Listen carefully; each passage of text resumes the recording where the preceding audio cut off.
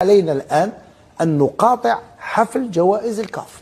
حدثت امور كلها توحي انه الامور لم تتغير داخل الاتحاد الافريقي، ومن يحكم في الكواليس وفي الخفاء باقي هو نفسه. امور كيف تدار في اروقه الاتحاد الافريقي الكل يعلمها، ولكن هم في الواجهه اليوم، حتى اعضاء المكتب التنفيذي اليوم امام موتسيبي وكانهم في الواجهه وفقط، ولكن من يقرر ومن يملك سلطه القرار في الاتحاد الافريقي لكره القدم الجميع يعلم ذلك. اليوم انا استغرب واتساءل كيف انك تضع منتخب أقل من 20 سنة لينافس على جائزة أفضل منتخب.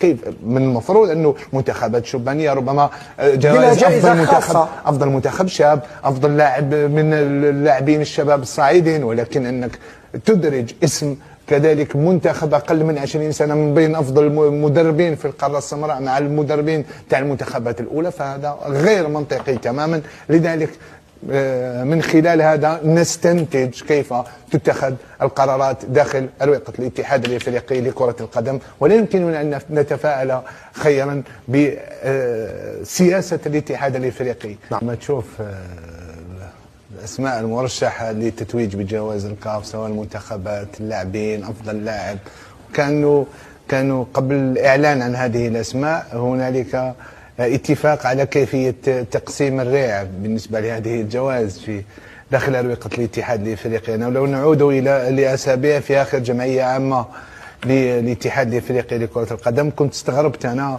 على أنه كيف لا توضع في داخل جدول الأعمال نقطة مناقشة مصير نهائيات كأس أفريقيا بعد الأحداث التي حدثت في المغرب في الأسابيع الأخيرة. كيف لك أن لا تدرج هذه النقطة في جدول الأعمال؟ ومن الطبيعي وكان من المنتظر ومن العقلاني أنك تدرس تلك النقطة وبعدها تقرر إذا تبقيها في نفس موعدها وفي نفس المكان، ولكن تدرج هذه النقطة. وبعدها في الندوة الصحفية لموتسيبي يصرح ويقول أنه لو بلان A لو بلان B لو بلان C المكان تاع نهاية كأس افريقيا لن يتغير. حينها تأكدت وكأنه موتسيبي بصدد لعب بعض الادوار، في كل مره يلعب الدور مثل ما ويبيع الوهم احيانا، وحتى الكلام الذي يصرح به موتسيبي في كل مره يتغير، مثل ما كان انا عند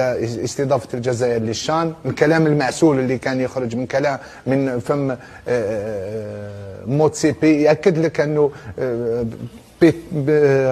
انه موتسيبي ليس هو من يسود ولا يحكم في الاتحاد الافريقي لكرة القدم. متأكد لك مرة أخرى أنك حتى ولو بعض